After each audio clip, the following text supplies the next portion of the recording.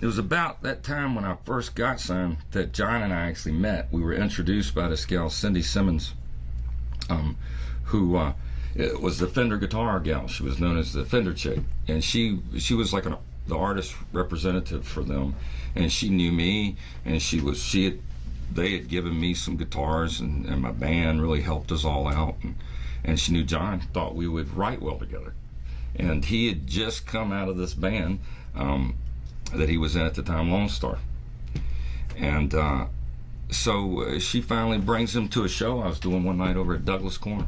You played Douglas Corner before, right? Mm-hmm. Yeah. And he showed up there, and we met, and decided we'd try writing a song. And we wrote a song, and it went pretty good, so we wrote the next day. And then we just kind of got into this thing, man. We were just writing, recording every chance we got. He had a writing deal at Sony, so we both had a little bit of budget to demo stuff with, and he had that saying he was going after it as hard as I was going after it.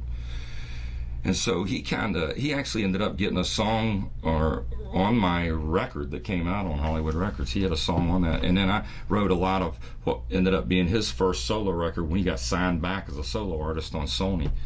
He did a record called Underneath the Same Moon. So that was there. We started writing around in there. And then, as those deals kind of came and went, we also, I had my band together at that point in time. I got to travel around the country and try out players everywhere. And I had this badass band together. So when the deal didn't work out with Hollywood, I just said, okay, we're now a band called Lovejoy.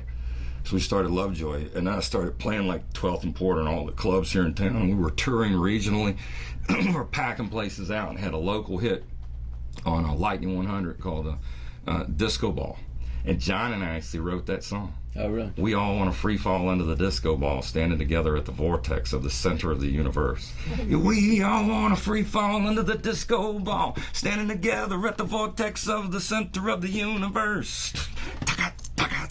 Yeah. Awesome. Yeah. So then we were all writing so much. I had all these other buddies. I lived with this guy named, my roommate in my apartment at that time was John Nicholson, who's an amazing soul artist. We were, we knew Cowboy Troy. He was coming up, hopping on stage. John was opening Lovejoy shows with an acoustic guitar playing, a cowboy hat guy playing. And, we had go-go boxes, dancing girls at all the shows.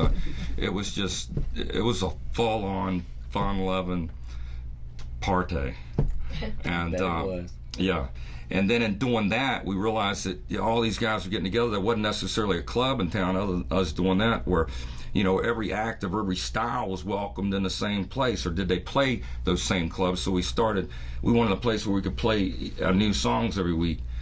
Just, be able to hang out around with your buddies like here and play songs, but not have to clean up afterwards.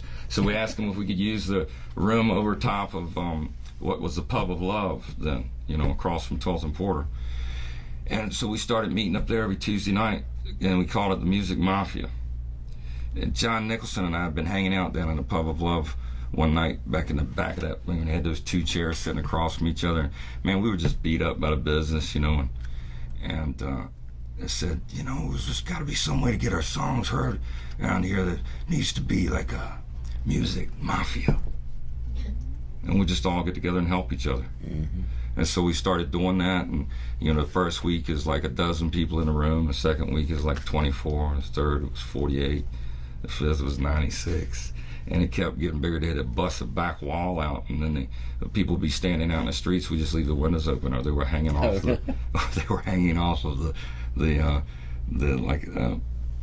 fire escape thing. And then we started doing it outside there, and then we started moving to other bigger venues, and we just did it every Tuesday night for I think it was 70-some weeks in a row. Oh, wow.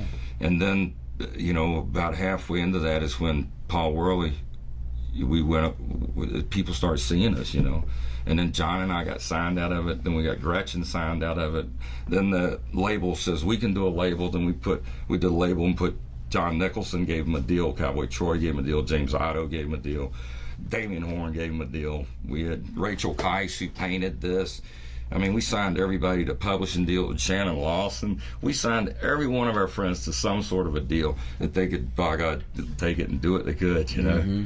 Show them your guitar. I can't see it. That was Rachel Keiss. This is the painter. We, you know, at the Music Mafias, we'd have artists there. We'd have, you know, it was just like a bunch of people sitting around in chairs like this, and we would bring a little PV head, and we had 4 microphones, and just buddies show up. Brian Barnett would bring like a basket full of percussion stuff. People were just playing, and everybody just play new songs, or we just play whatever we wanted, you know.